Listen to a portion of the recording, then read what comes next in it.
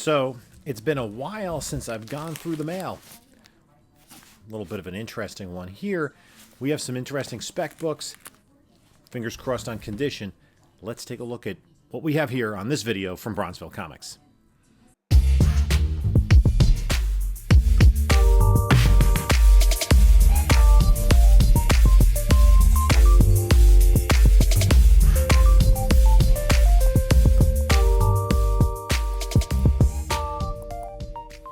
Hey there, comic book community. This is Jim from Bronzeville Comics coming to you with another video.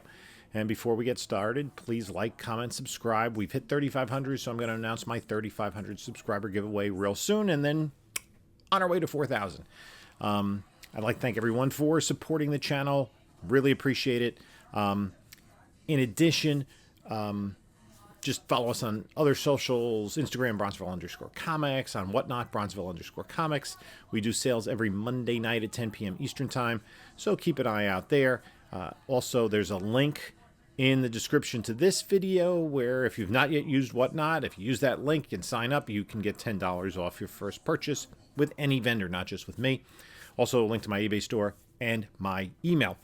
So, I just got a bunch of packages come in. I haven't had a chance to go through them, kind of let them pile up.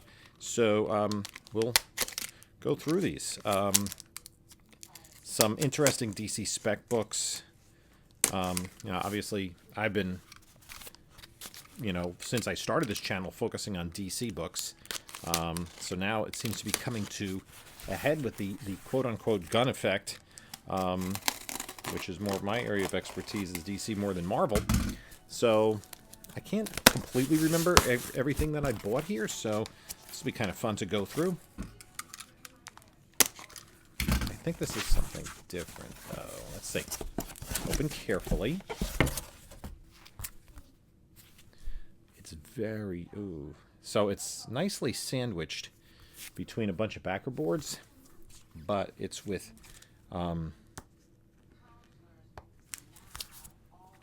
packing tape. I prefer painter's tape because it's easy to remove. So we'll fast forward through this. Okay, so I was able to get the knife through the book, through the backer boards without getting close to the book. And look at this one. All-Star Comics 58. I already have a few copies of this. The first appearance of Power Girl. And I got this. This was a new listing. Oh, yeah, this one, all in, with shipping and everything, was $34.14. It looks to be in pretty nice shape. The question is it in condition that makes sense to submit it to CGC? I think so. I kind of jumped on this pretty quick because of the... the price that I bought it for prior to shipping was just $25. And this is already a reasonably big key. It's got a couple of folds here. Does need a press. It definitely needs a press. It's got a little bit of staining and chipping on the back. So I'm not sure. Not as high grade as I was hoping for by looking at the pictures. But I think that's all.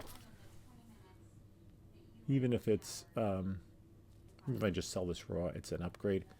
Yeah, there's some creasing down there by Wildcat, but not the highest grade I have, but not bad at all for that price. Even if it stays raw, I think that's a good book to have. It was kind of a no-brainer purchase. So that's the first book. Now, I've been looking. They had shipped it media mail, so it took a little bit longer to get here than otherwise, especially around the holidays. So we'll fast forward through this opening. Okay, so it's in here, just some Scotch tape on a brown paper bag, but it was nicely packed in a comic shipper. And this, this is a PC book, because I didn't pick up any of the ratio variants for this, even though I kind of want them, but I think I got this for like $11. New Golden Age #1. Variant cover. Just kind of something for the PC. I'm trying to get all the variants of this. The most difficult, I think, is there's a 1 in 100 Alan Scott Green Lantern foil. I'm not sure I don't recall off the top of my head who the artist was. So that was a nice little PC book. Again, we'll fast forward through the opening.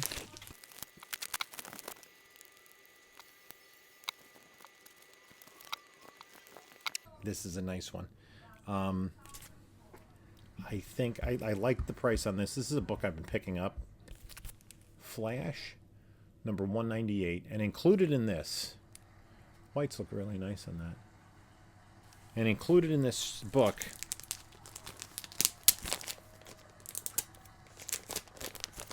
is the first ever. It's kind of a weird place for it to land. Oh, it looks nice. That's pretty nice. This book contains the first ever, here it is, Don Heck art. First ever Zatanna solo story. So, Flash is in it, but it's, I guess, considered a Zatanna story. But that's a nice little key there. I would be shocked if we don't see Zatanna at some point, sooner rather than later. Okay, another box to open, or another package to open. Ooh. Now this is one I just grabbed.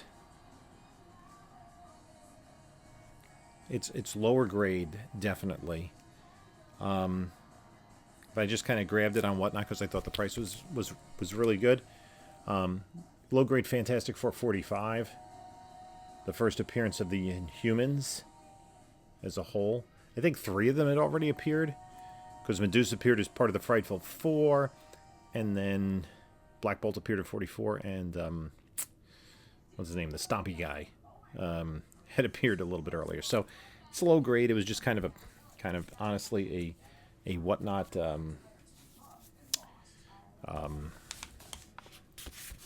just spur of the moment purchase. So that's that. And I don't know what they're going to do with the Inhumans in the MCU, to be honest. Okay, the next book is Batman 144. A little bit of a reader crease there, but kind of in the grade I'm looking for in the 140s. Does have a little bit, you can see, of a spine roll, and staples look like they might be solid enough to attempt a spine correction. $55 all in. Anytime you can get like 12-cent Batman for 55 bucks, that's good. I should have, but I didn't really check to see if I already have this one. But hey, if I have 2, I'll keep the better one. 2 more packages. Okay, now this is a little bit of a spec. This was I believe it was a Whatnot buy. I saw it there. I'm like, I gotta grab that book. But I got 2 books. Actually, they threw this in. Incredible Hulk 109. World War Hulk. And that's just kind of a bonus book. And this one is, and I've shown this book previously on the channel. It looks like mid-grade-ish. But it's a villain I kind of have to get. In the Adam backup story is the first appearance of the Calculator, who I think was more known as a Batman villain. It's also, I think it's also first appearance of Black Spider, who is kind of a DC Spider-Man knockoff. But being a math teacher, right? You know, the Calculator's right up my alley. But also I think he's an interesting character in the way they've reimagined him in later years. That he was a foe of Barbara Gordon when she was Oracle. He was also the father of Wendy and Marvin, who appeared as the kind of Super Friends in training in the first season of Super Friends when they brought them into regular continuity. Now, this last package, I don't need to fast forward through the unboxing because USPS already opened it for me because it was sent media mail. Okay. And the thing is, if they have time on their hands, I guess, they can inspect media mail because it's only certain things that qualify. Books of at least 8 pages, sound recordings, video recordings. So you can send VHS or DVDs or CDs or Blu-rays, printed music, play scripts, manuscripts, computer-readable media. So you can send flash drives or floppy disks or whatever. For those of you who are old enough to remember floppy disks. You probably also send hard drives, right? External hard drives. I don't know if I would. 16mm films, printed education reference charts, printed test materials and accessories, loose leaf pages and binders of medical information for distribution to doctors, hospitals, medical students, and schools. My understanding is that media mail does not cover anything with advertisements in it. So most old comic books have ads in them, for Grit and Sea Monkeys and what have you. But interestingly, graphic novels don't. And there are some books like the DC 100-page Super Spectaculars, the first batch of them from like 1971, 72, maybe even into 73, were 100 pages with no ads. They did have house ads, but I would argue they didn't have ads. So this is a character that I wanted to pick up the first appearance for a couple of reasons. Somewhat speculation, right? Because there are some tendrils that might connect, and I think these characters are undervalued as a whole. This is Captain Atom, number 82. You have to look really close to see the 82 up there in the corner. These numbers, oh my gosh. And it's the first appearance of Nightshade, who was a partner / romantic interest of Captain Atom in the Charlton comics of the 60s. If you've seen the Watchmen TV film or read the book, which as a comic collector you may have, and you definitely should if you have not, all of the Charlton characters DC acquired, Alan Moore was going to use them for the Watchmen miniseries. And then this was pre-Elseworlds. When DC read the end of the series, like the entirety of Moore's, I guess, synopsis for the series, they're like, wait a minute. We bought these characters because we wanted to use them in ongoing stories. We didn't want to like destroy them, kill them off, and make them, quasi-evil or whatever. So each of the main characters in Watchmen has a Charlton Comics analog. Captain Atom became Dr. Manhattan, and Nightshade became Silk Spectre. The Question became Rorschach. Blue Beetle became Night Owl. The Peacemaker became the Comedian, and Peter Cannon Thunderbolt became Ozymandias. Interestingly, no analog for Judo Master, but I've kind of been picking up these Charlton. I thought the price was right, and this is the book nobody is looking at the key significance of.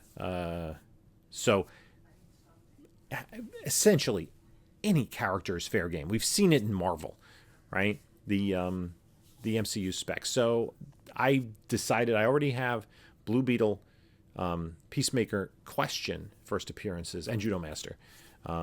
So now, no, I don't have the Question. So I need the Question, Captain Atom, and Peter Cannon Thunderbolt. But Peter Cannon Thunderbolt is no longer owned by DC. I think somehow the rights reverted back to the original creator. Yeah, Peter Cannon Thunderbolt was created by Pete Morisi, and he did, when they went over to DC, he did have his own 12-issue series.